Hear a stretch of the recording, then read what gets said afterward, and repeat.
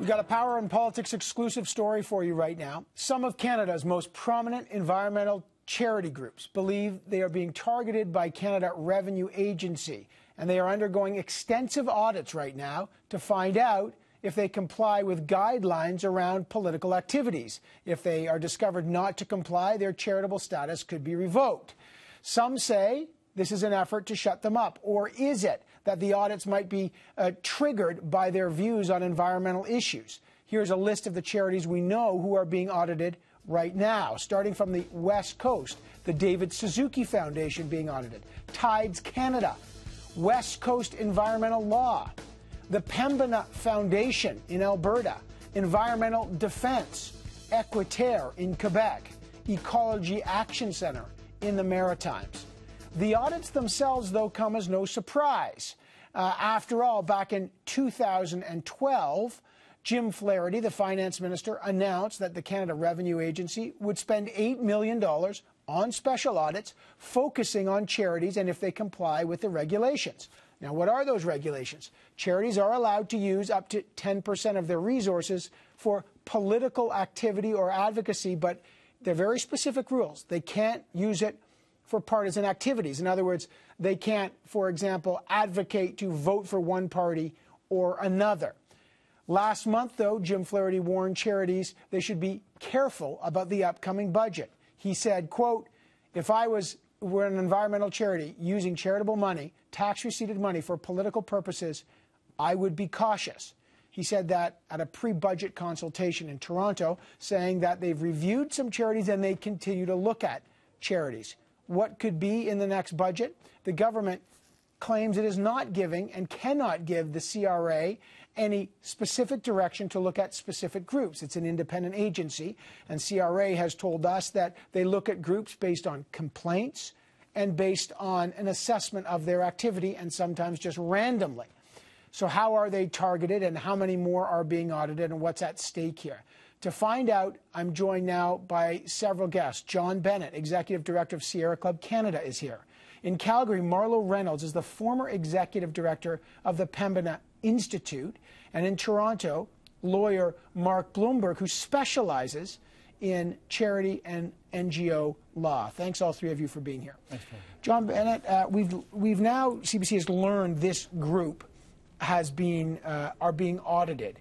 In your view, are environmental charity groups being targeted by the government because of their work? Well, there's probably 15,000 to 20,000 charities in Canada. To have that many audits happening to environmental groups at the same time certainly suggests that there's some special treatment being meted out. And when you say special treatment, in 2012, Jim Flaherty said there's $8 million that's supposed to go to look at that, and there are rules to make sure charities like yours, which I know you're not being audited, but are compliant with the rules. So is CRA just doing its job and making sure that nobody's abusing the rules? Well, I'd normally assume that if ministers and the Prime Minister hadn't been making comments about environmental charities for the last 2 years, suggesting that we launder money, suggesting that we are radicals and that we are agents of foreign interests, there's been a really systematic attack on environmental organizations, and it's coming from the government spokespeople.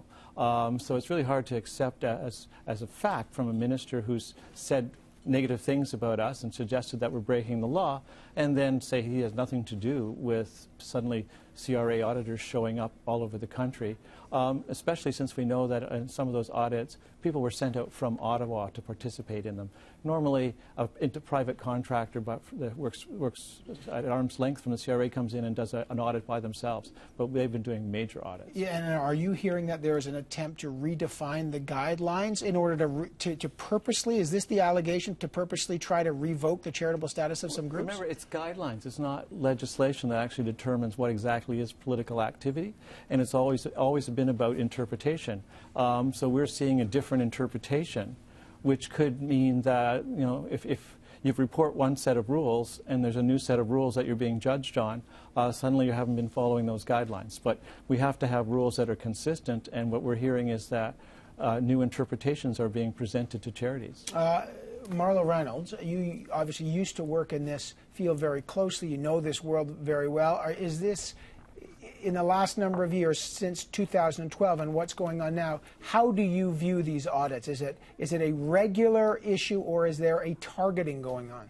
Well, this is definitely not a regular occurrence here. I mean, this is an unprecedented I'd say, a number of audits on one sector within the charitable sector.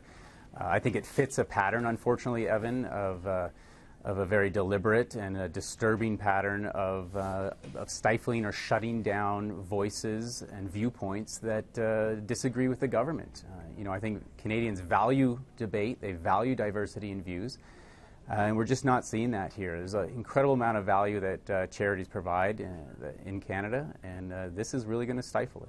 Do you feel that that these groups that are being audited, that this is essentially, I mean, the government denies that they target any group. So how do you square the circle when they say we can't and don't use CRA to target any specific groups?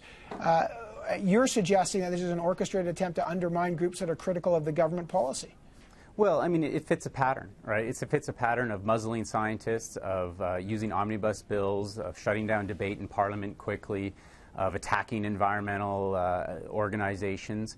It fits a very disturbing pattern of wanting to shut down voices, and so it's pretty hard not to come to a conclusion that this is an attack on, quite frankly, the freedom of speech of charities. Mark Bloomberg, you work in this field. You know this very well. Charity groups hire you to look at this audit group. In your view, the words here we're hearing are unprecedented, an attack, an attempt to undermine and silence environmental groups. What do you make of the number of audits going on? Well, there's no question that there's a significant number of audits relating to political activities, and in the 2012 budget, about $8 million was allocated for various initiatives related to political activities, including more transparency, some education, as well as a lot of audits. And the number of political audits has increased tremendously. It used to be almost a non-issue with very few audits, and there will probably be hundreds. There's actually 86,000 Canadian charities, and I'm not at all surprised that 15 or 20 environmental charities are being audited. I would think it's probably higher than that. But there are actually hundreds of audits right now going on political activities. And in the end, we'll have to see what the final results are. But there's a lot of other groups like international development charities that are being audited, churches and others. So the environmental groups are more vocal in terms of discussing it. But there are a large number of other organizations that are being audited for political activities. We can confirm at CBC that Amnesty International Canada is being audited as well. We contacted them. They offered no comment. The question is, how are these chosen? Now, one is complaint-driven. Jerry, I think we've got a quote from Ross McMillan, who's the president and CEO of Tides Canada, one of the groups that's being audited. And he wrote a statement. I don't think we have it here, but he believes that it's complaint-driven. Now, that means when a group complains about the political work of an environmental charity, they can be audited. One of the groups that has been very open about their complaints is a group, they call themselves an online community. They're a registered NGO. They're called Ethical Oil. They were founded by a lawyer named Ali Khan Velshi. And this is a picture of Mr. Velshi. He now, by the way, is the Issues Management Director inside the Prime Minister's office. They have filed formal complaints through lawyers against the David Suzuki Foundation, Ethical Oil did, the David Suzuki Foundation, Environmental Defense, and Tides Canada. Mr. Bloomberg, does that work like that? Does a group like Ethical Oil, do their complaints drive an audit? Well, it's possible that they could, but I have many clients who've been complained about by Ethical Oil and they're not being audited. That can sometimes result in a little bit of anxiety by some of the progressive clients that I have that, are they not progressive enough? Are they not controversial enough? Are they not important enough? And they're not being audited. So, in fact, a lot of very vocal organizations are not being audited right now, and all because Ethical Oil complains. And some of their complaints are really trivial. Some of them are, the legal basis of what they're saying is completely incorrect. So, yes, they're making lots of noise, but I would say that the CRA has about as much respect for any homeless person as they do for Ethical Oil. And basically, any homeless person picking up a telephone and calling the CRA and making a complaint will be taken as seriously as Ethical Oil will be taken. Well, so anyone is allowed to complain. They have some, I mean, Mr. Bennett, do you believe that? I mean, they had some long, I've read their submissions to the CRA complaints. They're long, detailed, and they come from law offices. Absolutely. And well, yeah, but you know what? Those lawyers don't know anything really about this area. They make all sorts of statements that are completely incorrect. And I would say the same applies to the senators, the conservative senators who made all sorts of statements about charities aren't allowed to do political activities and stuff like that. That is clearly not the case. So anyone's entitled to their opinion. But ultimately, CRA is going to work on the basis of what is the law in Canada. Charities are allowed, as you said, Evan, to spend 10% of their resources on political activities. And I'd point out that right now charities, only 500 say they're doing political, when Imagine Canada's numbers are 37% are doing political, which is a far higher number. And the numbers are $20 million spent by charities according to what they declare, when in fact charities are allowed to spend $20 billion, which is 1,000 times more money on political activities if every charity maxed out its 10%. So let there's me a lot of room for more political activities, and we mustn't get into this sort of thing about, you know, we have this big chill and everyone should run away from political activities. It's vital that Canadian charities, in fact, do good political activities. And hang on, let me just bring in Mr. Bennett. I mean, and you've been on this program debating ethical oil. We're trying to get at, and CBC has tried repeatedly to find out who funds ethical oil. They don't release their funders on that. But do you believe that the complaints from groups like that are driving this kind of activity, yes or no? Well, I don't know. I can't tell the difference between ethical oil and the Prime Minister's office. I think ethical oil is a fake organization that was set up by the government in order to have an excuse to move against environmental organizations. But what evidence do you have that they're set up by the government? Well, just the evidence that there's a swinging door between the Prime Minister's office and the staff and the founders of ethical oil, and the fact that the lawyer that sent the file to us of the complaint is the president of a conservative constituency in Calgary. There's a clear connection, and also what the language they use, the rhetoric is the same. Ethical oil test markets rhetoric, and if it gets some bounce in the public, then suddenly cabinet ministers are using it. There's a exceedingly close connection between them. Are you concerned about what might happen on Tuesday in this budget? Well, I'm concerned that they'll turn up the screws. You know, since 2012.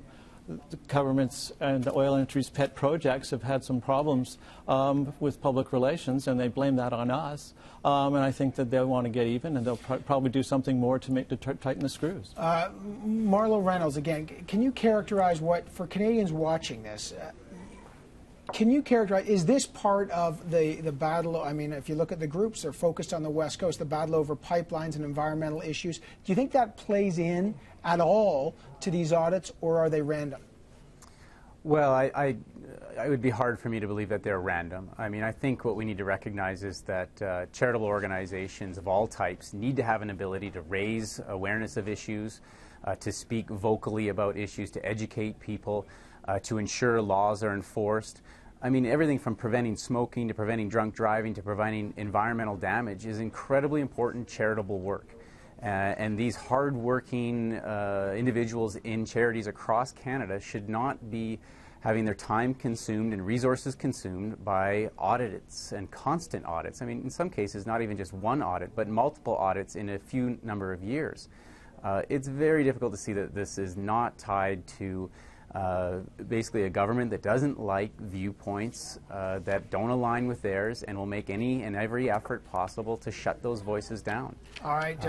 We'll find out if any charities do have their charitable status revoked based on this. I think there's some we understand a number of organizations have already received reports from their revenue agency and are going back and forth on that. We'll watch what happens on Tuesday in the budget. John Bennett, Marlo Reynolds, and Mark Bloomberg, I appreciate your time on this story, and we'll have more on this story on CBC.ca. Thanks, gentlemen. Thank you. Thank you. By the way, we did speak to James Rajad, who's the head of the Finance Committee. He told us, and he asked the Finance Committee, if CRA does specifically target based on political direction. They told him no. He says there is no political direction there at all. We got more on this story coming up, but we want to hear from you.